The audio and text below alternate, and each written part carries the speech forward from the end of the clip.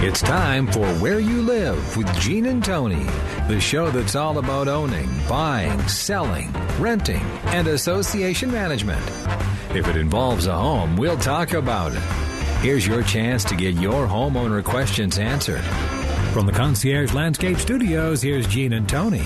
Needed the shelter of someone's arms, and there you were.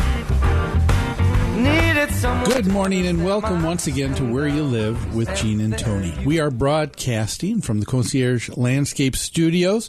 We're brought to you by Extreme Exteriors, and I'm Gene Sullivan. I'm Tony Crockett. What's on the agenda today? We've got some great stories here. The first one we're going to take a look at is someone who is challenging an age restriction rule in an HOA. Now, we know that there is a protected class for people 55 and over, and there's a community that said that only people living here can be over the age 55. Well, there's someone who is testing that with family and friends and employees. And we'll get into that in just a little bit. We're also going to cover a story a little bit later that was in the Star Tribune talking about renters are being squeezed in a race for apartments. It seems that they are becoming more scarce as the weeks go by. And we'll talk about what's in store if you're looking at renting an apartment or thinking about that. And then here's an interesting idea too, Tony.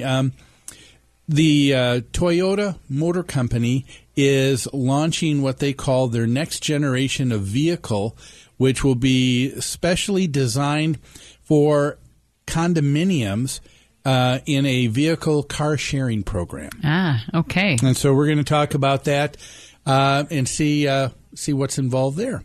But it is time right now, as always, for property management in the news.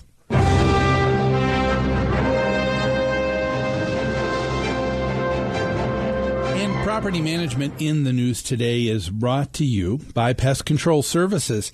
Remember, when you need to get rid of unwanted pests in your home or rental property, you want to call someone who's responsible, professional, and a proud member of Angie's List. Give owner Greg Keener a call at 952-894-9748. That's Pest Control Services. Tony?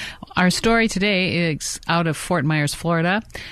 Age restriction rules challenge in South Fort Myers set for trial. Gene Hallberg says it's a matter of principle. He won't give up his right to let family, friends, and employees younger than 55 years old stay at his house in Bayside Estates in South Fort Myers when he's not there. There's a time in life when you have to take a stand, said the 76-year-old boat manufacturer from Wyoming, Minnesota. The Age-Restricted Communities Homeowners Association is just as determined to clamp down on Hallberg. In a letter to Hallberg on April 18, 2008, then Association President Nellie Shaner summed it up. Without rules, there's anarchy and disorder. Bayside does not wish to fall into that category. A year later, the association filed lawsuits against Hallberg and his ex-wife, Diane Miller, who also owns a house in Bayside and has similar issues with the association. Mediation failed, and the two sides remain locked in this bitter dispute. Both Hallberg and Miller let their children and grandchildren stay in Bayside when they visit Southwest Florida, and Hallberg sometimes lets his employees go there for a free vacation as a reward. They've been fined $1,000 apiece, but they refuse to pay. The association is asking the judge to stop the violations or pay the association steep fines if they balk. Each side has racked up almost $80,000 in legal fees. Wow. Experts say it's an extreme but not unprecedented example of the passions and complications that can be aroused by a 1995 federal law that gives many communities the right to declare themselves mainly for people 55 and older. It's not necessarily an oddity, said Christine Schwinn, an attorney with the Pavis law firm who handles homeowner associations cases. Periodically, somebody will try to bend the rules, but that doesn't necessarily add up to an open and shut case for one side or the other.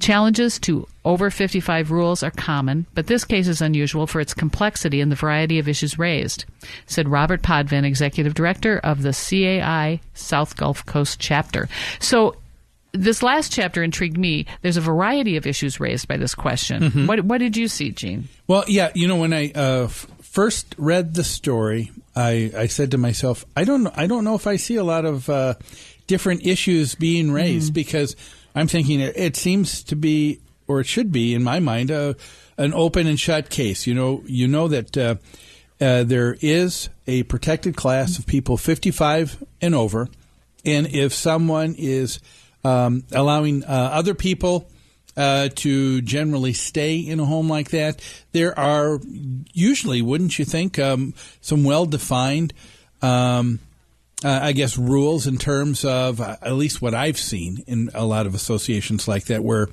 it'll say you can have guests, but they can only be there 30 days out of the year. Sure. Or so. So you're starting to list some of the other issues that come up in this. What's the guest policy? Yeah, but to me, so I would think in one way this should be open and shut, but then the more I thought about it, there are some other issues, and I would agree, it does become a little bit more complex. One of the biggest issues for me is I think it's the importance phrase. It says that there were people that were staying in the home of Gene Hallberg, but it says when he was not there. Yep. I think that is a big issue right there. Yeah, because I think that defines, or I think that makes it clear whether or not these people are guests of his, or if he's kind of running a hotel. Well, and I think that's probably, we don't know that, but I would imagine that's what some of the neighbors and others in the association might be upset with is, hey, if these are people that are visiting you while you and your wife are there, they're guests, we have guests, there's no issue, but you're not here. Yeah. And so it seems like, are you renting it out? Are you, as you said, maybe it's not used for a long-term rental, which clearly would be not permitted because you can't live there as your primary residence if you're under 55. Right. But two, then you deal with issues. Are you running a hotel? Something where you're renting for a shorter period of time. And I think where the issue comes in is this is a guy who's not charging anything. So it's not being used for a business purpose as a rental, as an income property for either rent or as a hotel. And so it probably falls in what would be considered sort of this iffy category. I think that's exactly the crux of the matter. The policies and documents of the association probably don't define as distinctly the issues that we're talking about. He's kind of fallen into a gray area. He owns the place. He's over 55.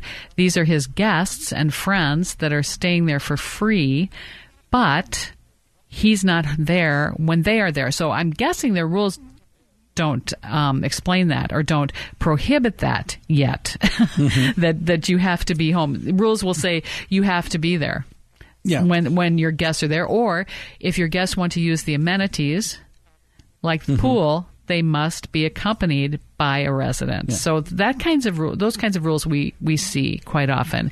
But it sounds like there's too much gray area in this association. It is. It's necessary. I mean, the longer you and I are in this business, the more we understand one thing, and that is the list for rules continues to grow. Well, the minute someone says, well, it's just common sense, it's obvious what we mean. You know you're on shaky ground. Well, it always is with me. We know your common sense is truly common sense. But there's going to be someone who disagrees.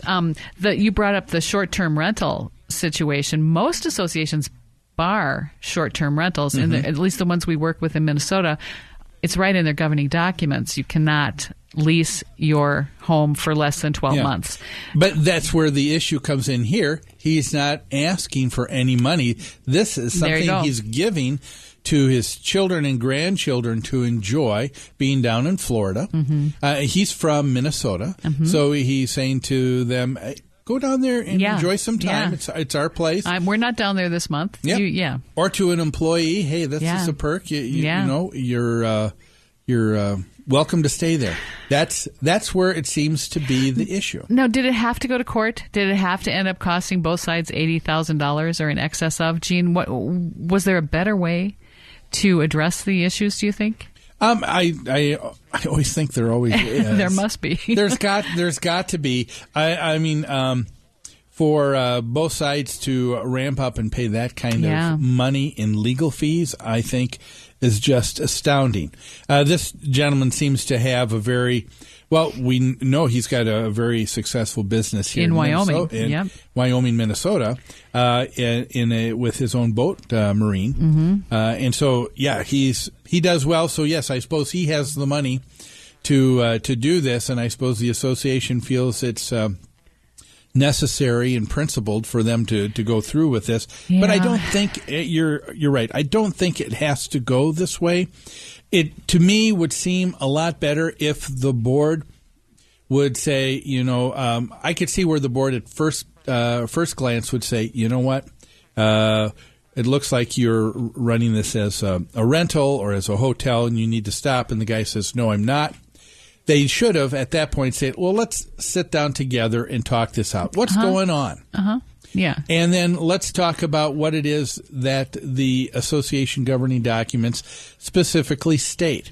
Because you're right, some of the issues may not be something that is clarified. And the reason why rules and regulations do need to be amended from time to time is because there is additional clarity. The idea truly between I think with a 55 and older community is this is the primary residence for the people that live there. Right.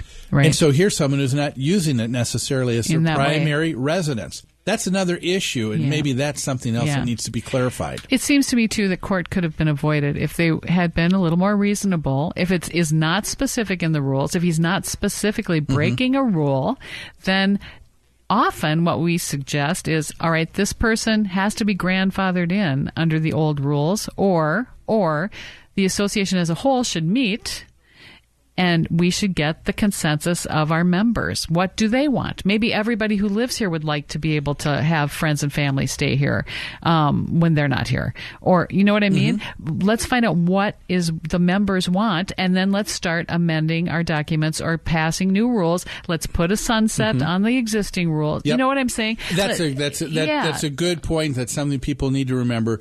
These rules, aren't set in stone where they can never be changed. That's right. It can be changed according to the community and how the folks in that community want their association to be and your run. Governing documents will tell you how to do that. Yep, I agree. Well, that's property management in the news. We need to take a quick break, and when we come back, we're going to talk about how the rental market is in the Twin City area. Only here on Where You Live with Gene and Tony on AM 1280, The Patriot.